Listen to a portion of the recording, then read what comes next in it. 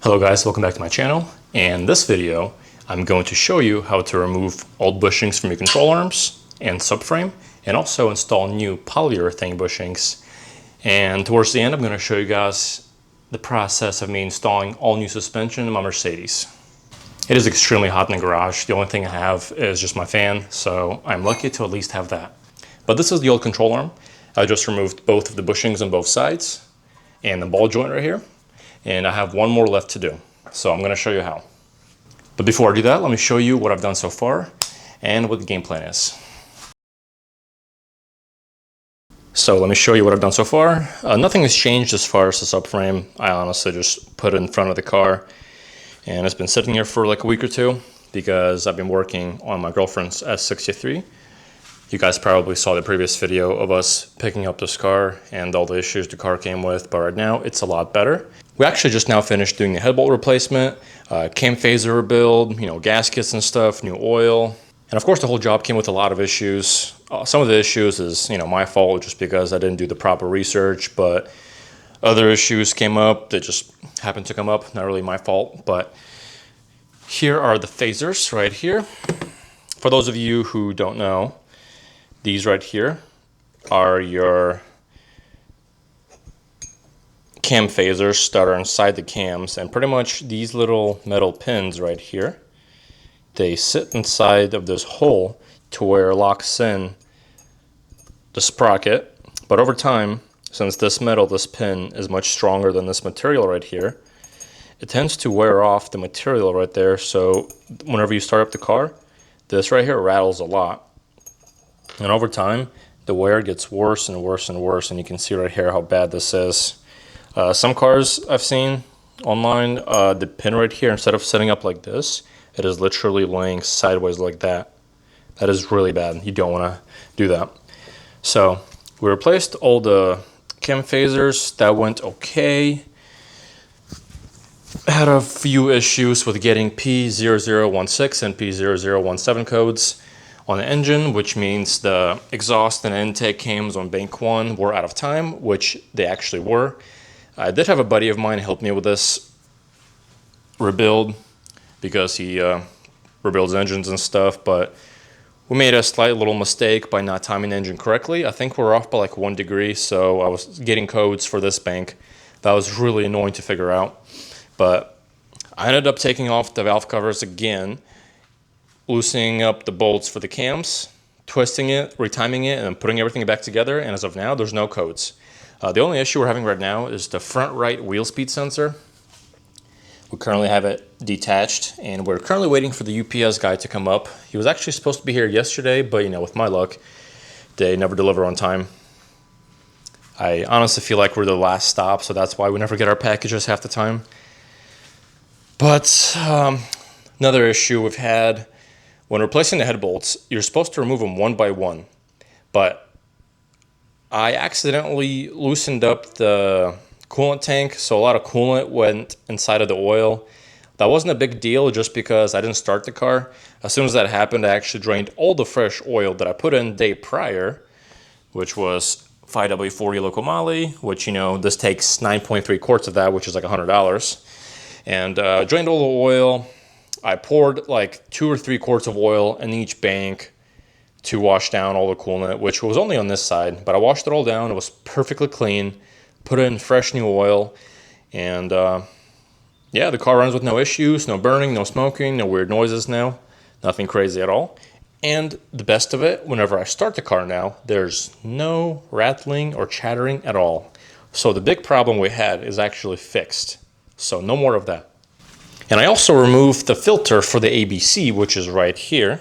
To remove that, you have to remove this little bolt right here, take this out, and this whole assembly should like slide over and separate from this and this, so you can separate it, because whenever you try to loosen this up, this gets in the way. But I topped off some of the new fluid, which is this right here. This is like really expensive too. So I think one of these is like $20 to $30, which is not fun. So I topped it off, we replaced the filter. The filter was disgusting. It was pure black. But we'll see how it rides now, so we'll see how it acts.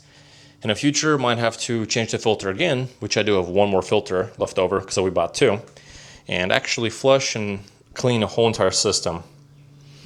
And on top of things that I didn't notice when buying the car is how bad the front shocks leak right down there. A lot of fluid is leaking. Not a lot, but like a decent amount is leaking from the strut right here on top. So that needs to be replaced. And for those of you who do know your ABCs in your Mercedes and air suspension and stuff, which this is different, for brand new two front shocks, it is like over $1,000 easily. And that's with no labor either, which I'll be doing it myself, of course. So yeah, here's a little update about the car. I was going to film us doing the cams and stuff and replacing everything, but I knew it was going to be a pain to do, and it just wasn't going to be fun, especially with the weather, with how hot it is right now, because it's almost 100 degrees here in Illinois. But yeah, so there's the update for the car. It's getting a lot better, a lot smoother. So hopefully here in like a couple of weeks, the car will fully be ready for our trip, and hopefully we can take this car instead of our other car for a little trip to Canada. But let's get back to the schedule. So here's the control arm that I showed you earlier. I removed those bushings. The weird part is the W124 control arms, which actually do not fit my car, and the seller on eBay that sold me these didn't specify that. He actually said that these are for W201, which is my car, and W124, which is the gen above my car, which a lot of the suspension components are actually similar. So I was like, okay, sweet, these will fit my car because it says so on eBay. Now, whenever I got these, if you look at the comparison, here's the new one and here's the old one. Look at the diameter difference. This one is much bigger than this one. And whenever I put in my bushing, my new Delrin bushing actually,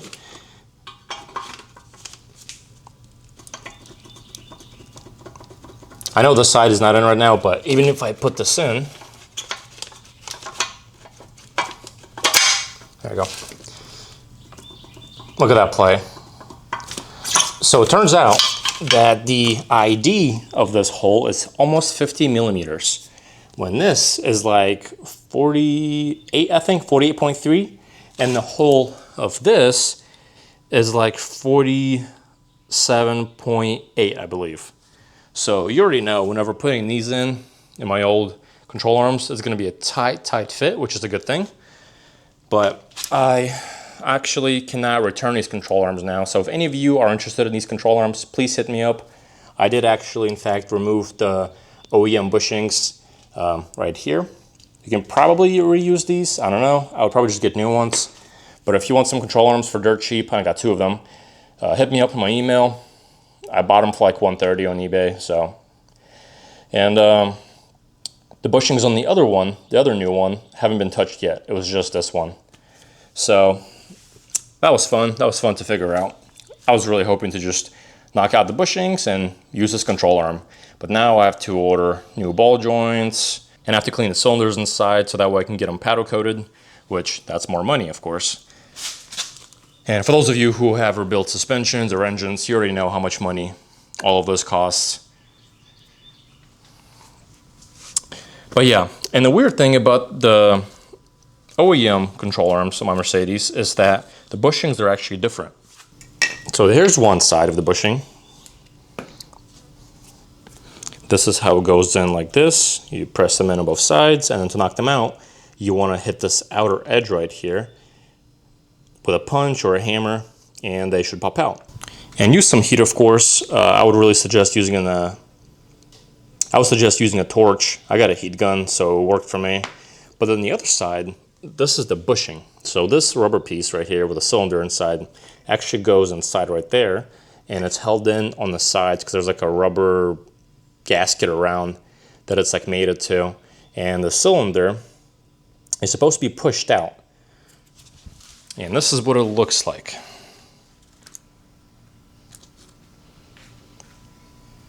So this whole thing is one piece. So you're supposed to pull this out, knock it out first, push it out, whatever you want to do.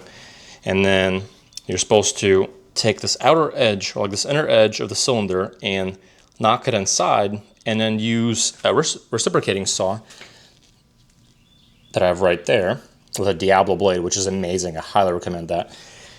and cut it on the inside, which I kind of got this one, but not too far. You can see right there, full focus.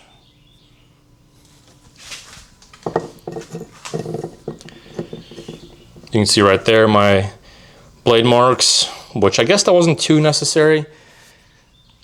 What I did was just cave these in with a punch, and then a couple of good blows, and this whole piece literally popped out with ease. I was actually thinking I was going to be fighting this one just like how I did with this one, but this one shouldn't be too bad now that I know how to do it. You want to take a punch and punch this metal flange around on both of these all around, and then these should pop out with enough force. But yeah, try to use a lot of heat on the cylinder on the outside. That should loosen it up and expand it a little bit. I'll try to record some of it to show you guys how I'm doing it, just so it's easier to see instead of me just yapping about it, because I usually prefer people just show me instead of just talking about it. That's just the way I learn. But yeah, this so far has not been fun at all. Not enjoying a single bit of this, but I know it's going to be worth it once I put it all together. And it also, like I said before, sucks looking at this. I was really hoping to get this like later on, like months later, but ended up picking it up really early, and now it's just chilling. So, and I also got this bushing kit, which did help. It did help with removing some pieces. For example, this piece, you might want to use the bushing press kit, or even if you have a press. If you put this on the press and you have a cylinder to go all the way through, that is a big bonus, which I don't have one. So I had to like swap out the cups on both ends back and forth until the rubber right here completely broke apart, but it's really in there and it's a big pain.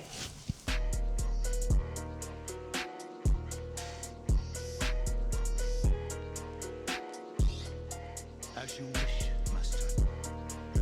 He will be dead before the week is out.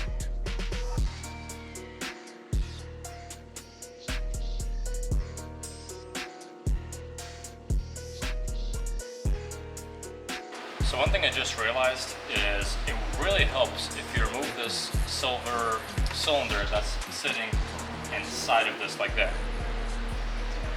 Pretty much there's these outer edges. You want to hammer them in to where they fold like this, and then you want to hammer this thing all the way through.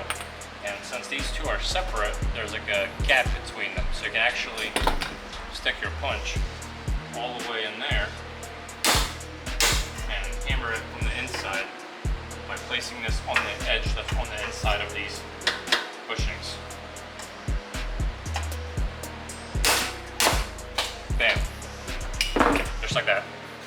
I wish I would have known that earlier, especially with the first one that I did. But yeah, if you remove this, this is a lot easier to do. And there's the bushing. So this one's going to be really easy to do. All I have to do is just push this on the inside, put this on the inside, and start hammering.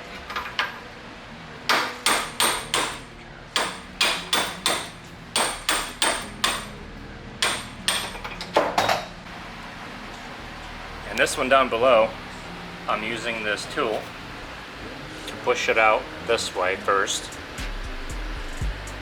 Oh, got that backwards. Gotta fix that. But pretty much, once I tighten this inner piece should start ripping inside and pushing itself out. But I'm gonna have to do it back and forth a couple of times to loosen it up some.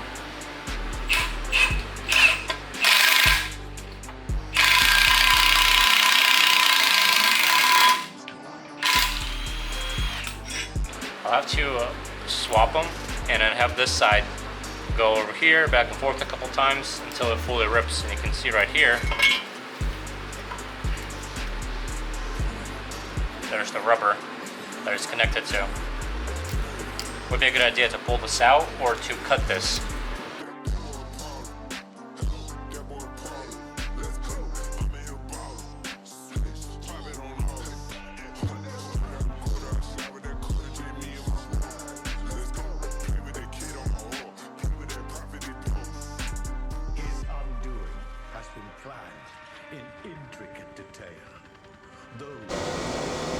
Okay, so here you guys go. finally got the bushings removed. Yeah, that was kind of a pain to do, to be honest, but now that I've already done this, next control arms in the future will be a lot easier, but who knows when that will be. I did unfortunately damage the outside right here just a little bit on all four edges. The other one that I did before is a little bit worse, so I'm gonna have to go through with like an angle grinder and kind of smooth this out a little bit. And all that's left now is to take it to get powder coated, you know, stripped, powder coated. And if you're wondering, I'm doing gloss black or I might do matte black, we'll see.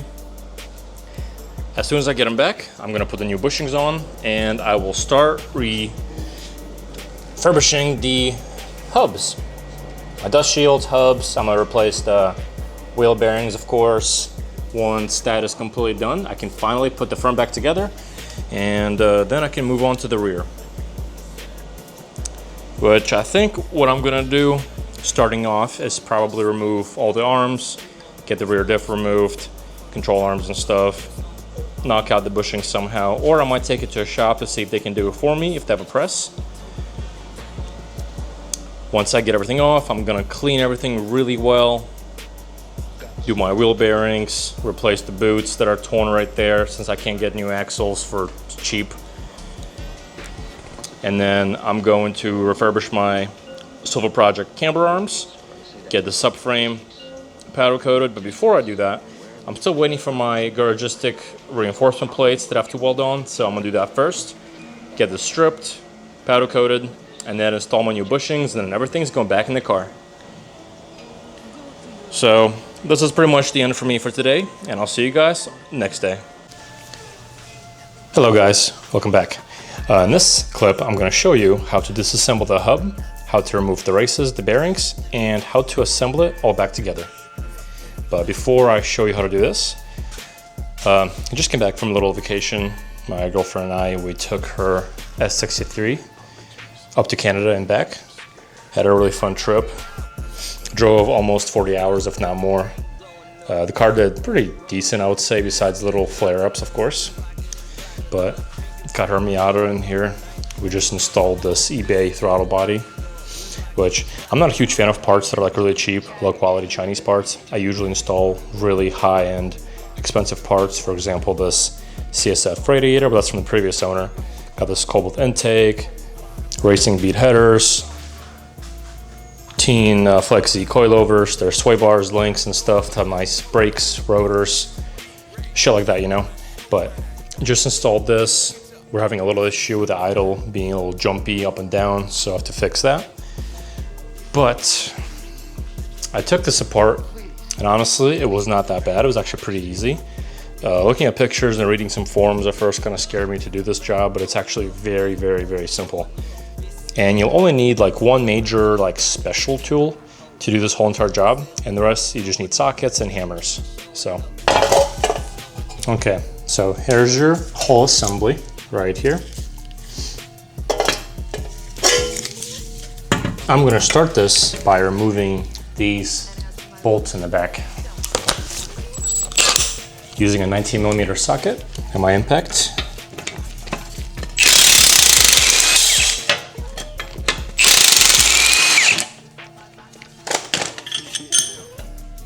Bam, just like that.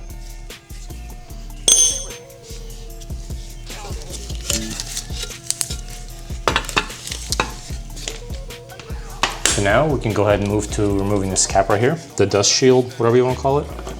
And you want to use a thick flathead screwdriver. And then you want to place it like this and hammer all the way around and it'll pop right off.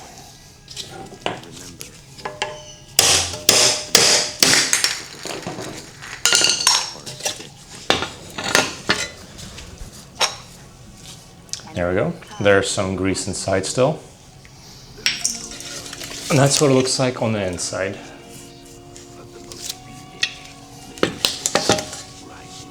Now the main reason why I'm doing my hubs, not because I'm doing all my suspension all at once like I was going to, but mainly because my hub is actually worn, because whenever you shake the wheel up and down, you can feel a little like movement. So I want to make sure all of that is fixed and eliminated. So next up, I'm going to go ahead and wipe all of this down.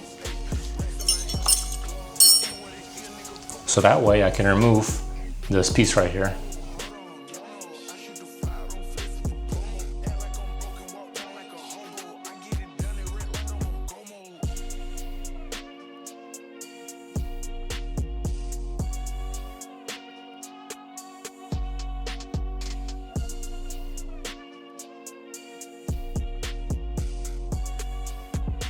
All right, there we go.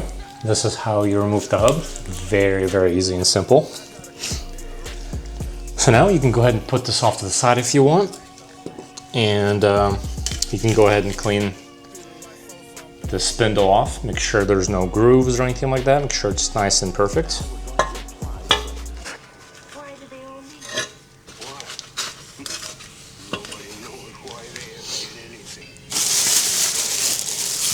Make sure you have a lot of napkins or towels on hand to wipe this all down. And of course, make sure you're wearing gloves. I know a lot of you people don't wear gloves for oil or for grease, but you'll get cancer one day. And I know a lot of you don't care, but you will sooner or later. But yeah, make sure you clean this all off. Make sure it's nice and clean. No damages, no grooves, which this one seems to be perfect. And not necessary, but if you want to, which in my case I do, you can remove these 3 Allen bolts right here to remove the dust shield, because I'm going to be fixing mine up a little bit and painting it to make it look nice. So technically you're ready to move on to this stage right here. So the only special tool you need is this seal bearing puller right here. You can get this from Harbor Freight for like $10–15, if that. And then you want to take this sharp end, the pointy one, and stick it in between this bearing and this cap, cover, whatever you want to call it. So it fits just like so. Because there's there's a movement in the bearing, you can see right here, it goes back and forth.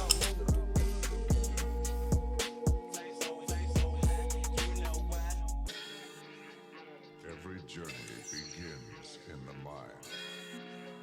In Europe, a gentleman is given the opportunity to end things properly. You're a very strange man. You have no idea.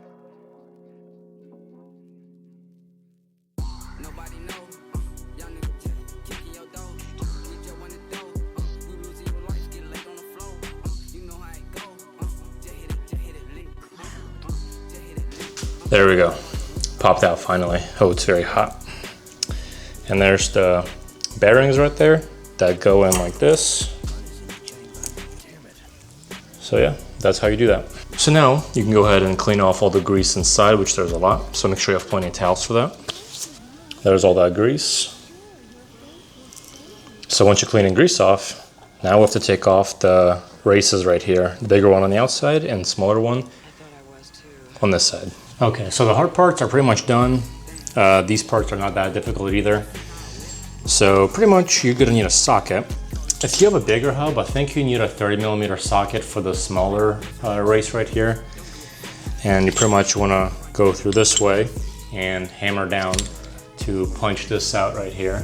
And for the bigger one, of course you can't fit a big socket in there, so you can take any size you want, stick it through the hole, and hit it at an angle just like so to pop this out. And you wanna hit it on all 4 corners to evenly pop this out. So, and it can help if you use, you know, a heat gun to heat this up to expand the metal a little bit. Let's try doing this without that.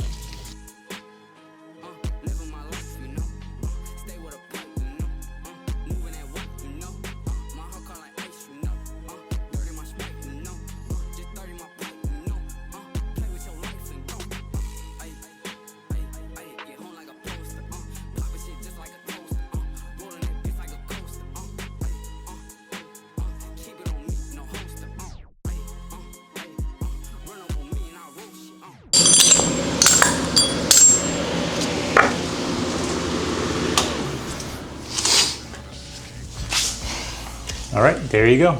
And that is how you remove the races. And honestly, that was really, really easy. So I just dropped off my parts to get powder coated, and right now I'm left to completely disassemble the subframe. Not exactly sure where to start, but I'm just gonna go ahead and start maybe, I don't know, taking apart the outer pieces right here for the hub. And then maybe taking off the arms and stuff, and control arms, and then axles. Also the rear diff. I have to drain the fluid from the rear diff as well.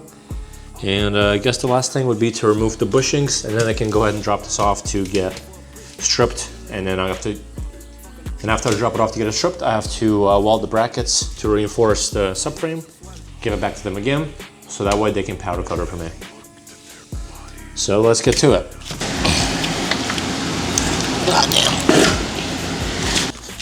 Okay, so first thing you want to do is remove this little spring in there.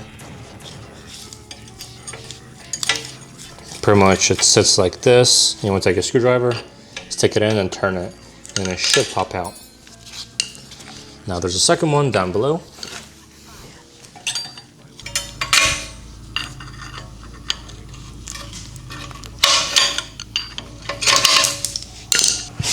So now I'm waiting for my girlfriend to come back and give me a 30mm 12-point socket, so that way I can remove the hubs on both sides. And then after I remove the hubs, I can go ahead and proceed with removing the arms and control arms, rear diff, and the bushings. Okay, so I got the socket, and whenever you use this, the whole thing's gonna spin. So one trick is to use one of these.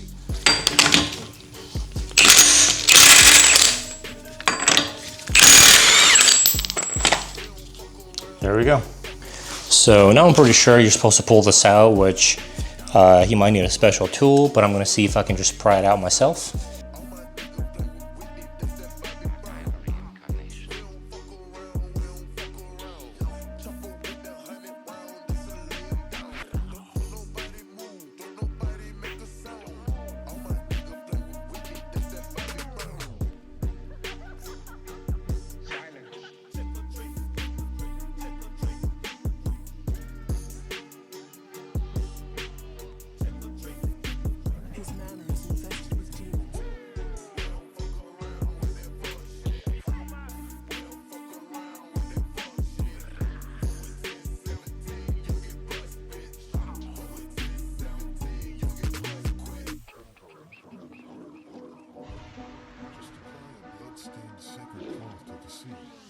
Rise from your graves and avenge us. I'm going to give the people what they want. Sensation, horror, shock. Send them out in the streets to tell their friends how wonderful it is to be scared to death. It's not safe to be alone here.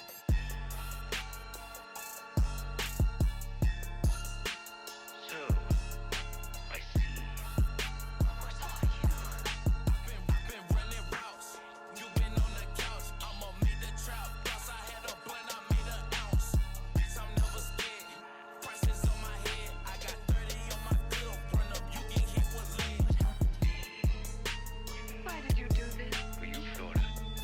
For me? Yes, for you, my darling. They can vanish at will. All of my clothes in the season, yeah. None of my toppers illegal, yeah. Made that 24 hours. Bitch, I got that power. Serving all this gas. When you smoke it, it gets sour. Working on your bitch, then I go and take a shower. Get that pussy off for like an hour. I'm actually glad to see you. It saves me the trouble of having to send for you. A sinister atmosphere shrouds the entire manor. We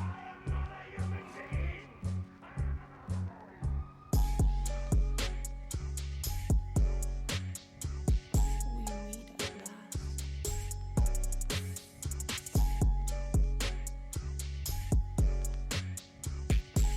Big on the devil, and they shall appear.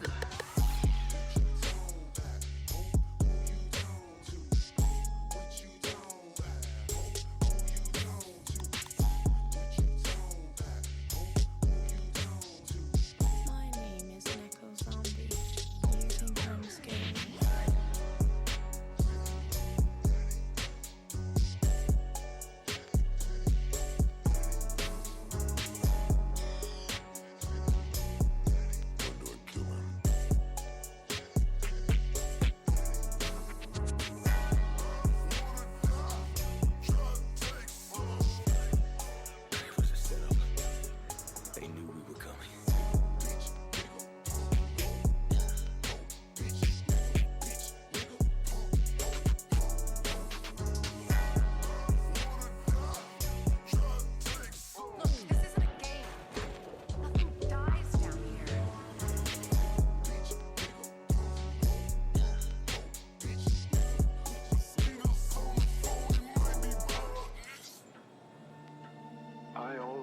anything to George Bailey?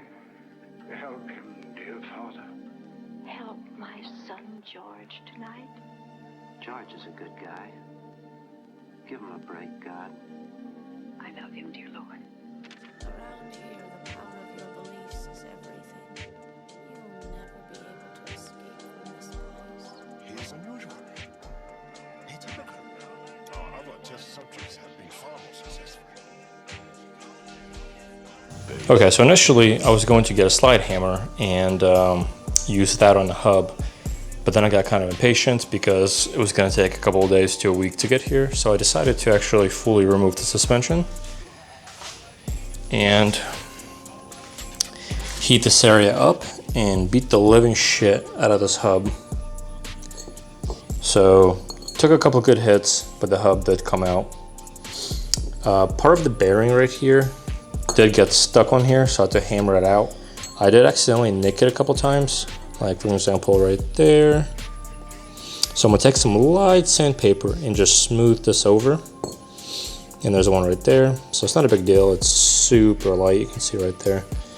So once I got that off, pretty much got this big ass 46mm socket that I use for my G-Wagon's oil filter housing, and start hammering. But before you hammer, make sure you remove the C-clip, which removing the C-clip was a big pain in the ass. Make sure you have some proper tools for that, because mine decided to bend right there at the very tips.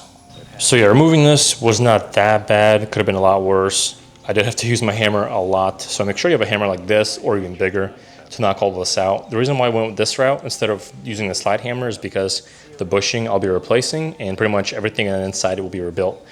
So now I am able to take this to get powder coated. I just have to take off this dust shield and remove this bushing right here that I just installed like 6 months ago or so. Maybe over a year actually. But let's go ahead and do this side, and I'm gonna show you guys how I did this, but on this side. And after all that's taken apart, I just have to remove small little bits and pieces, like exhaust hanger, you know, shit like that. And then the hardest part that I'm not looking forward to is of course removing the big bushings. Kind of wish I had a big press for that. Might have to get a torch so I can torch them and maybe cut some portion out to make it easier whenever I push it out. So, and of course it kind of sucks that this area right here is so huge, so I can't really put a press cup on the outside to pop this out because it literally sits right above it. So that's very useless. So I'm gonna call it a night, and I'll see you guys the next day. Okay, so this process is pretty self-explanatory. It is very easy. I'm using a 30mm socket to hit this inner bearing first, the actual hub right here, which you can probably use a little bigger one, maybe like 32, 34. They'll fit perfectly around here. And then once you're done with that, you want to flip it over, take out the C-clip that I told you about earlier, and then bang out the rest with the bigger socket. This one's a 46mm, like I said before. And then you just want to hit it with a hammer, and then after that it should hopefully pop out. If you have a torch, that'll be beneficial to heat up the outer areas right here to kind of expand this a little bit. So I just have a heat gun. I don't have any reception. Thank you for your honesty. Now fuck off and die.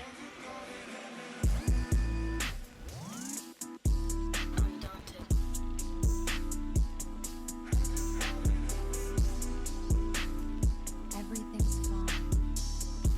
He heads for the horizon.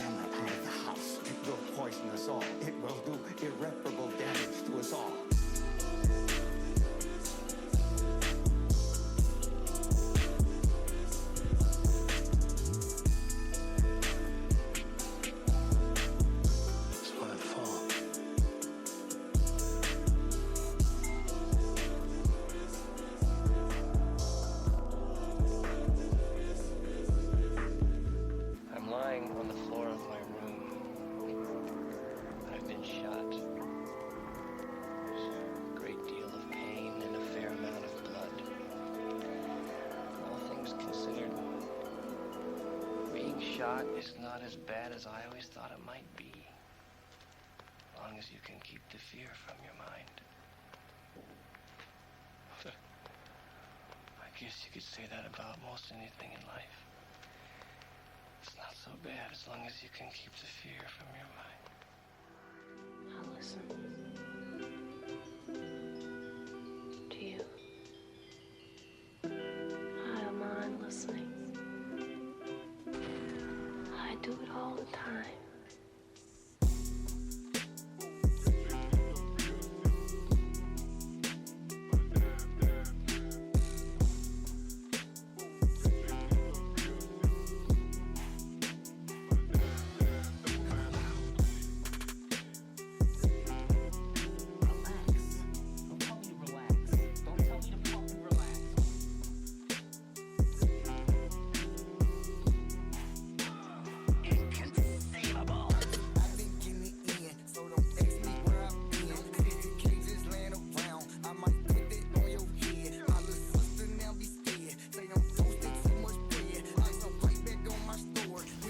Okay, so right now I'm removing the axle boots. You can see right there.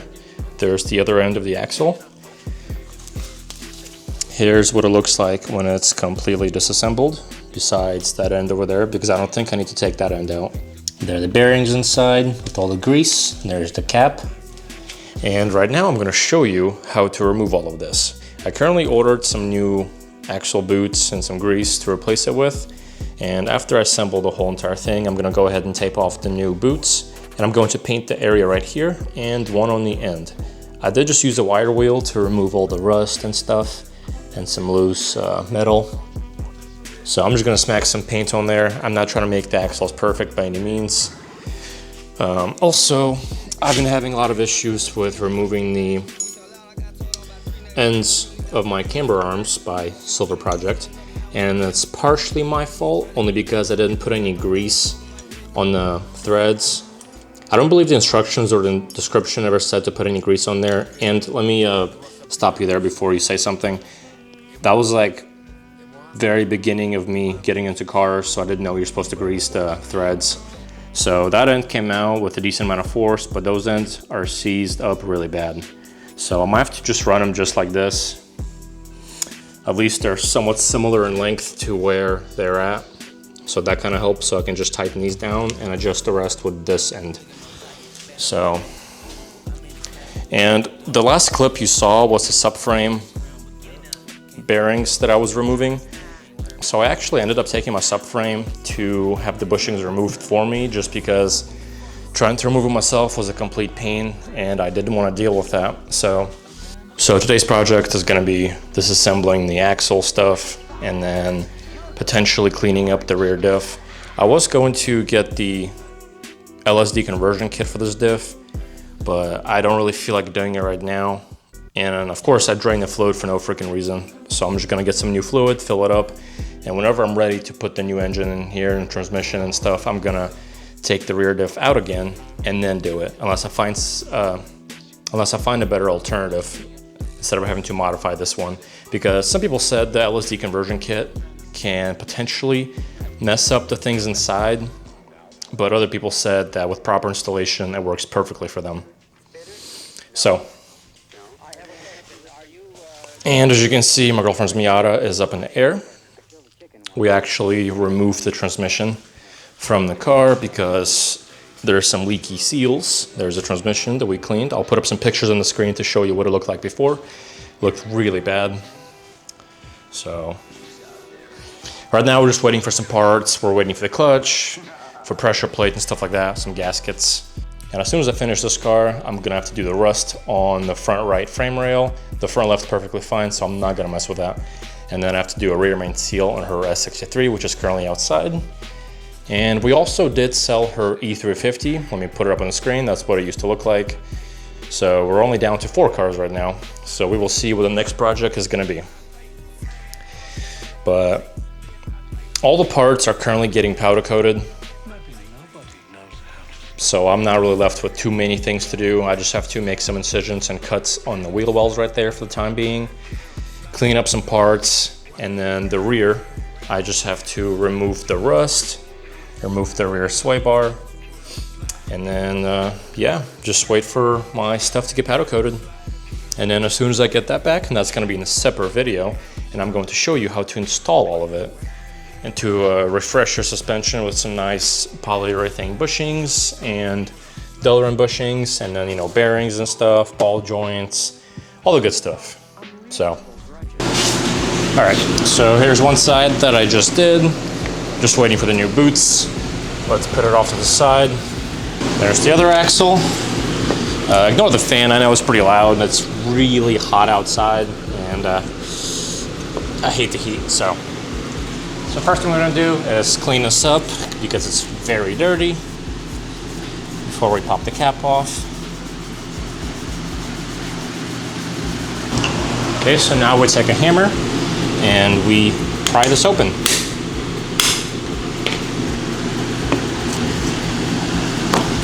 Just make your way around.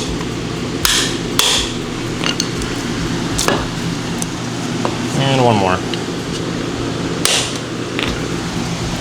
Down. So as you can see, that is full of grease. I'm not exactly sure at the moment if I should like pull this out and clean it all. Just put this off to the side. Then you're gonna need to get one of these C-clip pliers. But first, let's clean the inside, just because that is filthy.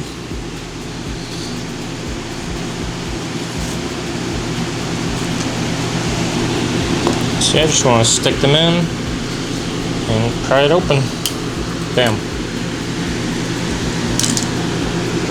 I hope the new kit comes with these, because this one's kind of bent.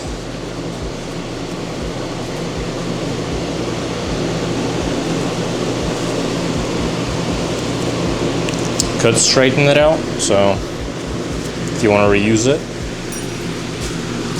But after that, it's really easy. All you have to do is just push it back that way.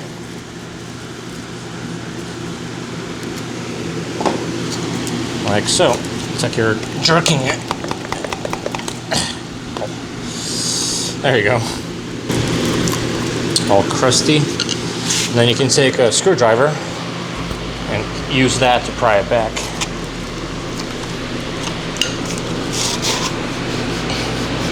So it's gonna get stuck towards the end, so what you could do is take the screwdriver and kind of do this. Or what you could do is cut it right here. Then it'll easily slide over. Bam. Just like that.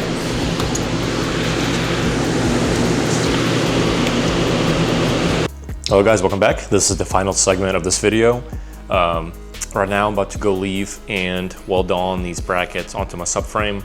These ones I bought from Garagistic, and I picked up my subframe from the powder coating shop that I usually go to. They just strip the paint on the subframe, so it's a little easier for me to weld these on.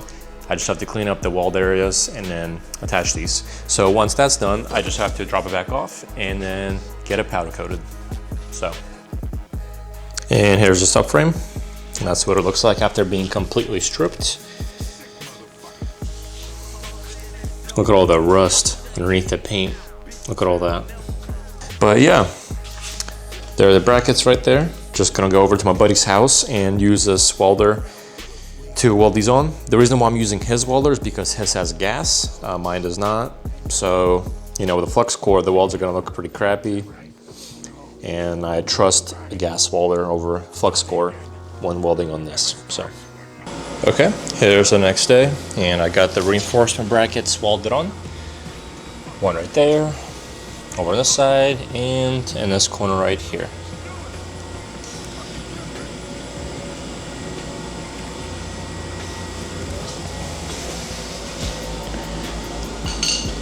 The instructions for these weren't like 100% clear as far as like the exact placement, especially with this one and that one. They actually changed the design on their brackets, and the design wasn't updated on the website. So I had to reach out to them to figure out how they're supposed to go.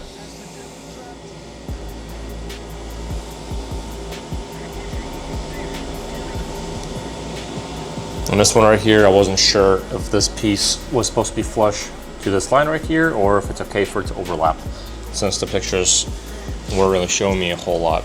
But I'm about to go ahead and take this to official powder coating, and I should hopefully get it back in about a week or two. And then we can go ahead and put all of these parts on the Mercedes and finally get it running.